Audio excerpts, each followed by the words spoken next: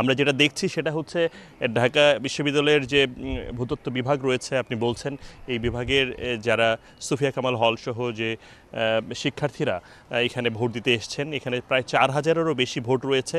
এখানে এখন পর্যন্ত যে ভোট কাস্ট হয়েছে, আমরা যেটা দেখেছি যে শিক্ষার্থীরা ভোট দিয়েছেন, সেটা 65% ছাড়িয়ে গেছে। অর্থাৎ বলা যাচ্ছে যে অনেকটা ওনারা আমাদেরকে এখানে যে নির্বাচনী কর্মকর্তা যারা রয়েছেন তারা আমাদেরকে সুনির্দিষ্ট করে সংখ্যাটা বলতে না পারলেও তারা আমাদেরকে বলেছেন যে অনেক বেশি ভোট পড়েছে এবং তারা প্রত্যাশা করছেন এখনও সময় আছে আরও 1 ঘন্টা। এখানে আপনি দেখছেন কিছুটা ফাঁকা, কিন্তু এর ভিতরে কিছু শিক্ষার্থী রয়েছে এখনও ভোট দিচ্ছেন। আপনি জানেন যারা 4টার মধ্যে ভোট কেন্দ্রে এসে পৌঁছাবেন তারা আরও যদি সময়ও লাগে সেই সময়টাও তাদেরকে নির্বাচন কমিশনের পক্ষ থেকে যে সিদ্ধান্ত আছে সেই সিদ্ধান্তটা দেয়া হবে, কিন্তু তাকে আসতে হবে ভোট কেন্দ্রে 4টার মধ্যে। আমরা অপেক্ষা করছি।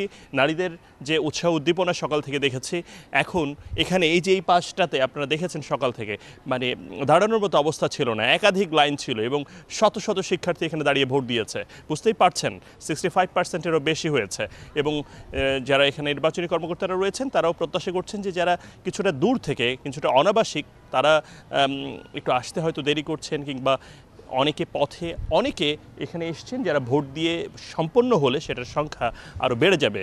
দেখা যাক শেষ পর্যন্ত দারুণ একটা নির্বাচনে যে পরিবেশের মধ্যে দিয়ে শেষ হচ্ছে সেখানে ভোট কত দূর পর্যন্ত আগায় এবং কারা নির্বাচিত হন শিক্ষার্থীদের এই ভোটে।